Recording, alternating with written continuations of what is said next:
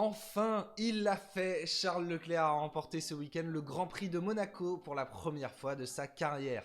Une victoire qui fait l'unanimité, c'est très rare en Formule 1. Et pourtant, ce week-end, tout le monde semblait heureux de le voir sur la plus haute marche du podium. Mais alors, d'où vient ce soulagement? Pourquoi une telle libération? Retour sur la malédiction de Leclerc à Monaco et sur ce que sa fin signifie.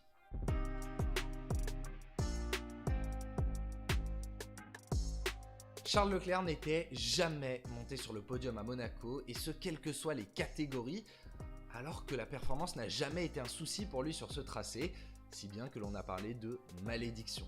Tout commence en GP2 en 2017, dans une saison qu'il domine de la tête et des épaules. Il arrive en leader du championnat et signe la pole position. Tout va bien. Leclerc prend le meilleur départ, domine la course, jusqu'à ce qu'une safety car le fasse tomber au pied du podium, puis qu'il doive abandonner sur un problème de suspension. Coup dur. Le lendemain, ce n'est guère mieux, deuxième abandon en un week-end, cette fois pour un problème électrique. La période est d'autant plus compliquée qu'il perd son papa quelques jours plus tard. S'il lui rend hommage en dominant à Bakou, il a désormais une mission, remporter le Grand Prix de Monaco en Formule 1, le rêve qu'il partageait. Première tentative en 2018 au volant d'une Alfa Romeo Sauber. Bon, réalistiquement, l'objectif n'est pas encore la victoire, mais il a parié avec son patron Fred Vasseur de se jeter dans le port si jamais il inscrit des points. Malheureusement, le sort en décide autrement, ses freins le lâchent à une dizaine de tours de l'arrivée. Belle frayeur, mais il est bien décidé à revenir en principauté pour marquer l'histoire. Et pour ce faire, il est indispensable de piloter une voiture rouge. Charles Leclerc rejoint la Scuderia Ferrari en 2019, mais celle-ci n'est pas au top de sa forme. L'ère Vettel touche à sa fin, Maurizio Arrivabene vient d'être remplacé par Mattia Binotto et l'organisation est chaotique. Illustration à Monaco, Leclerc n'est pas renvoyé en piste en qualification pour améliorer son chrono et se retrouve éliminé dès la Q1, 16e. Une telle erreur n'est pas digne de Ferrari, surtout dans les rues de Monaco où on sait qu'il est pratiquement impossible de dépasser. Le monégasque est désabusé. Malgré tout, il n'a d'autre choix que de se lancer dans cette tâche des plus ardues et fait pour cela preuve d'une grande agressivité. Il dépasse Norris à l'épingle, puis Grosjean à la rascasse.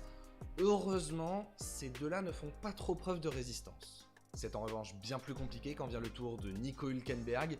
Cette fois, Leclerc arrive de très loin, il n'a pas la place, tape le mur à l'intérieur et arrache le fond plat de sa Ferrari. C'en est fini. Le monégasque a tout le temps de repenser à ses erreurs puisque l'édition 2020 est annulée en raison de la pandémie.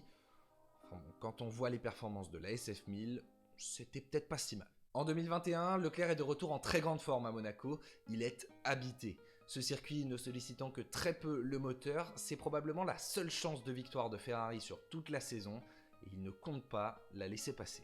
La Scuderia joue aux avant-postes et il pointe en pôle provisoire après la première tentative en Q3.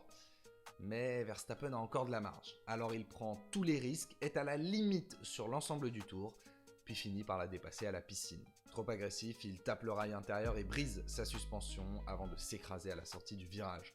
La pole est à lui, mais le doute plane. La voiture est-elle endommagée? Ferrari prend en tout cas le risque de ne pas remplacer la boîte de vitesse pour ne pas écoper d'une pénalité sur la grille, mais celle-ci rend l'âme dès les tours de reconnaissance du dimanche. Leclerc doit rendre les armes avant même d'avoir combattu et alors qu'il avait signé sa première pole position à domicile. Un an plus tard cependant, tout semble cette fois réuni. Leclerc arrive en tête du championnat avec une voiture bien plus performante et termine en tête de 2 séances d'essais libres sur 3. Il pointe une nouvelle fois à la première place après la première tentative en Q3 et cette fois le drapeau rouge est provoqué par Sergio Pérez, le monégasque à la pole, pour de bon. Ne pas remporter la course à Monaco alors que l'on monopolise la première ligne, c'est pratiquement impossible. Et pourtant, c'est l'exploit que va réussir la Scuderia Ferrari. La pluie fait complètement paniquer l'écurie italienne qui offre la course à Red Bull sur un plateau, gâchant par la même occasion celle de Leclerc. Stay out, stay out, stay out. Fuck! What I'm doing? Tire, position 5. La stratégie est catastrophique et le monégasque termine au pied du podium. Cette fois, il n'y a plus de doute possible, il est maudit. D'autant que même lorsqu'il n'a pas la voiture la plus rapide, la malédiction s'acharne à l'éloigner du podium. En 2023, il est qualifié 3e, mais écope de 3 places de pénalité sur la grille pour avoir gêné Norris. Si bien qu'en 2024, même lorsqu'il arrive avec une voiture plus performante, on est quasiment tous persuadés que le sort va l'empêcher de s'imposer.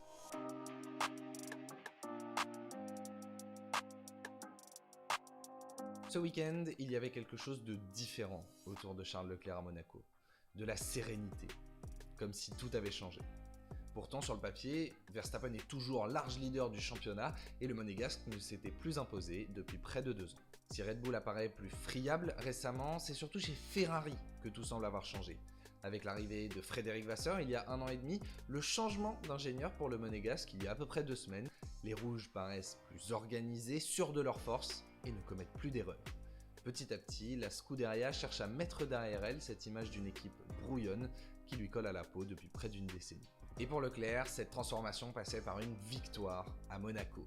Même si les 2 dernières victoires des Rouges ont été acquises par son coéquipier, le Monégasque semble bel et bien avoir progressé en matière de régularité, puisqu'il n'a plus quitté le top 4 sur les 9 dernières courses, au moment d'arriver en principauté. À domicile, personne n'en doutait, mais il est toujours aussi rapide. Sainz s'est distancé sur l'ensemble du week-end, mais surtout, Ferrari semble avoir retrouvé du rythme. Leclerc boucle le vendredi avec le meilleur temps absolu et récidive le samedi matin. Mais on le sait, à Monaco, 90% du boulot se fait en qualification. Et là, c'est la confirmation. Quelque chose a changé. Même lorsque l'équipe se loupe sur le timing en Q1, personne ne panique et le tir est immédiatement rectifié. Comme à son habitude, Leclerc prend les commandes sur la première tentative en Q3 et confirme sa pole en fin de séance. Cette fois, pas le moindre drapeau rouge, son coéquipier est 3ème, les Red Bull hors du top 5, Ferrari a toutes les cartes en main. Et même si Leclerc prend un très bon départ, la situation aurait pu largement se compliquer avec la crevaison de Carlos Sainz. Sauf que là aussi, la chance a changé de camp, drapeau rouge, l'Espagnol récupère sa 3ème place. Il reste alors 77 tours d'une interminable course de gestion où ni le pilote ni l'écurie ne commettent la moindre erreur et ils maintiennent leurs rivaux à la distance souhaitée. Leclerc est imperturbable, personne ne semble en capacité d'aller le chercher, mais le spectre de la malédiction plane. Attention à ne pas se déconcentrer, surtout quand l'émotion monte. À 2 tours de la fin, à la sortie du tunnel, il s'aperçoit qu'il est pratiquement aveuglé car il a les larmes aux yeux. Mais ça n'est pas suffisant pour l'arrêter. Charles Leclerc franchit la ligne en vainqueur du Grand Prix de Monaco pour la première fois de sa carrière. Prophète en son pays, il tire les larmes au prince Albert, dont l'émotion semble être partagée par l'ensemble des spectateurs.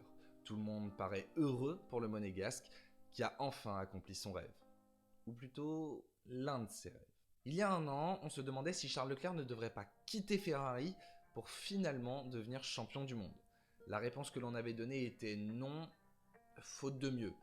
1 an plus tard, la situation paraît bien plus claire. Le Monégasque a prolongé avec la Scuderia jusqu'en 2029 et apparaît mieux placé que jamais pour un jour décrocher le titre. Et ce jour pourrait bien arriver plus vite qu'on ne le pense. Dès 2024 ? Pourquoi pas en fait ? Leclerc pointe à la 2ème place du classement des constructeurs à 31 points de Verstappen. C'est pas si énorme.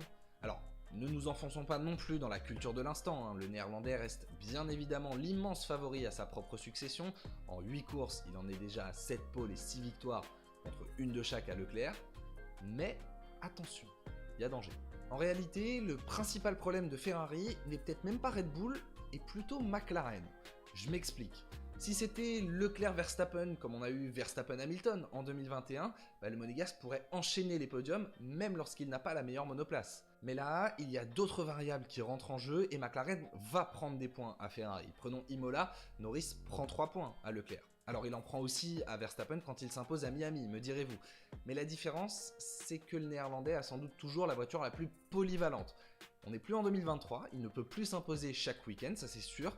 Mais sauf exception très circonstancielle, à Monaco en Australie, Verstappen semble être le seul en capacité de terminer sur chaque podium cette saison. Tout ça pour dire qu'en 2024, Max Verstappen reste bel et bien le grand favori pour le titre, mais que Leclerc ne doit pas se relâcher, en tout cas doit continuer de prendre course par course, de marquer tous les points possibles et voir où ça le mène en fin d'année.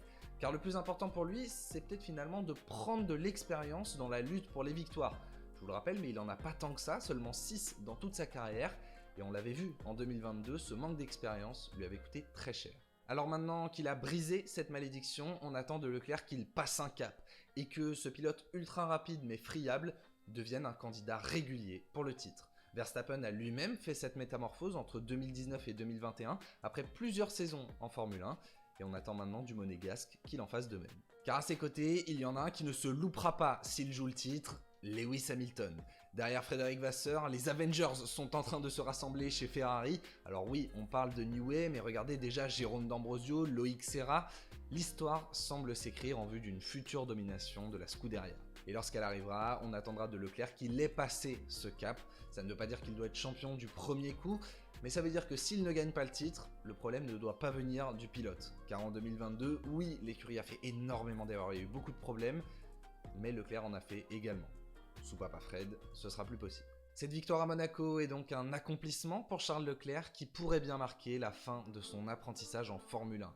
Après 6 saisons dans la catégorie reine, il doit en faire un tournant et nous montrer qu'il est bel et bien devenu un grand.